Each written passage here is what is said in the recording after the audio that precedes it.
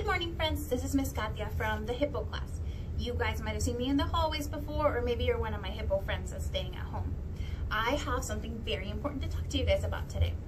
Recently, on March 19th, something changed. Something very important happened. We went from one season to the next. A lot of you guys probably know how many seasons we have every year, but just in case, let's review. There is 1, 2, 3, 4 seasons every year. Those seasons are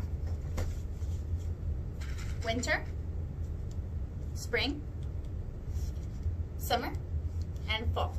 And sometimes fall is called autumn. We were just in winter when we had a couple more cold days, a little bit of ice, and now we are in spring. During spring, the weather changes. The days get longer and it's very warm out. The reason for this is that the Earth, which goes around the sun every year, changing the seasons, tilts towards the sun, making the Earth get warmer. When the Earth is warmer, the days are longer. A couple of other things start to change. We begin to see a lot more flowers start to bloom and plants start to grow.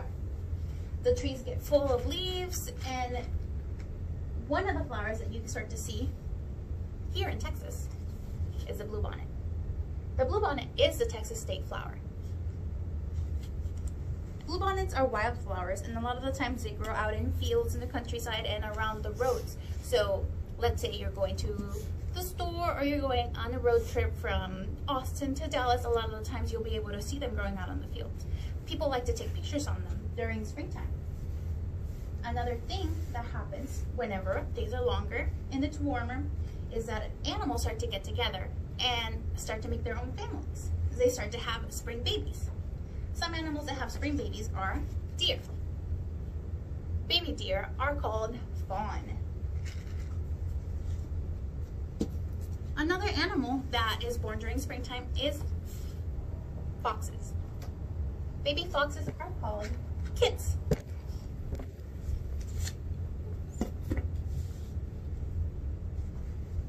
And also,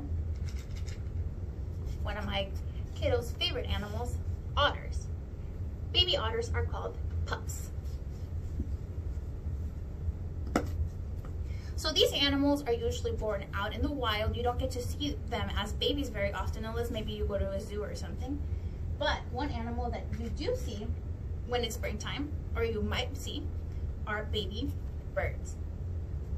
During springtime, the birds start to get together as well. They build nests made out of twigs and leaves and sometimes hair and lint to have their babies.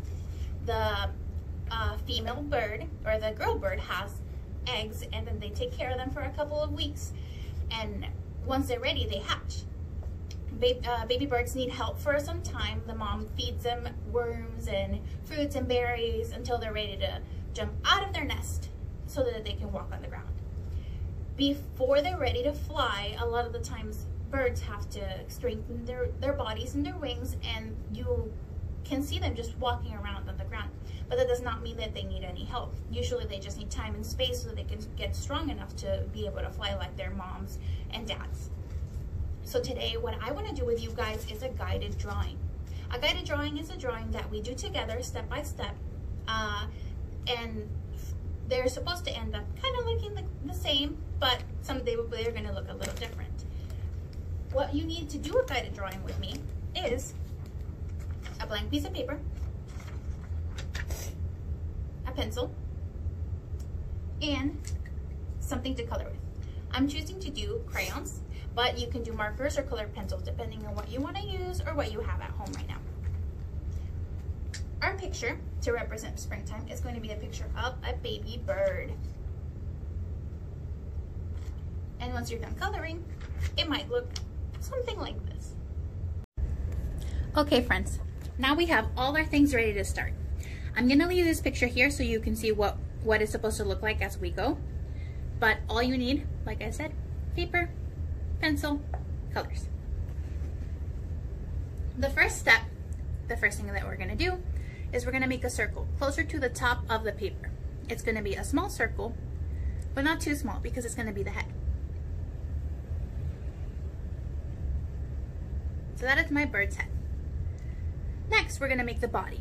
The body is a slightly bigger circle, connecting and meeting at the bottom of the bird's head. I'm making my circle a bit longer, so maybe a little bit more like an oval, to show that the bird is a little bit longer. The next step is the wings. The wings start at the top of the bigger circle, close to the head. You're gonna start right here by the head, go down and out, and make 2 loops or 2 bumps, and meet down at the bottom of the circle. And same thing on the other side, but going the opposite way.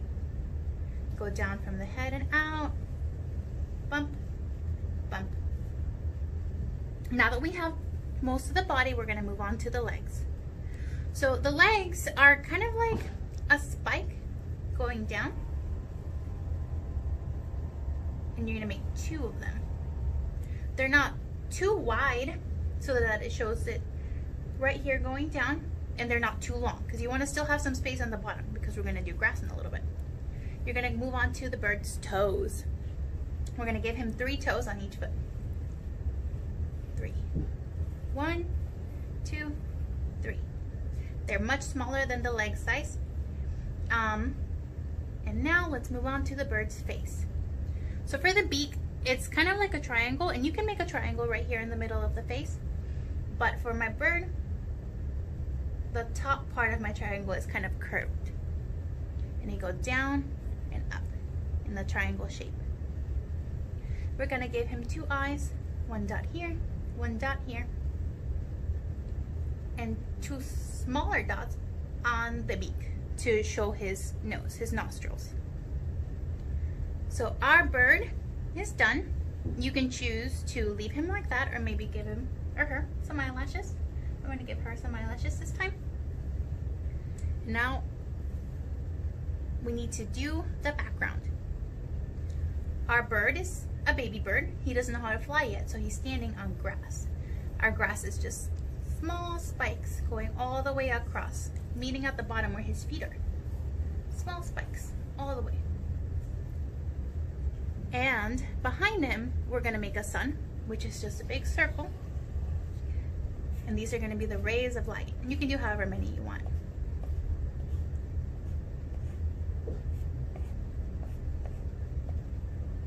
And I want to put the 2 fluffy clouds behind him.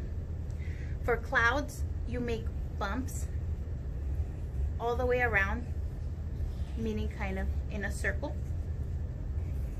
And you can make your clouds big, you can make your clouds small, you can make more than 2, or you can make none. It's up to you. So that's how we make our bird. And if you missed a step, or if I went too fast, you can ask mom or dad to go back or to pause the video, or if you need to start over, same thing, you can go back.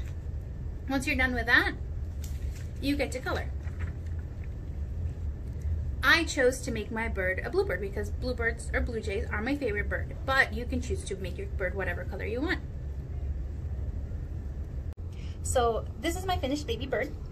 This time I chose to make him purple, and if you guys decided to do this activity and want to send an email of your baby birds to Miss Kattia, that would be great. I hope to see you guys soon. Bye!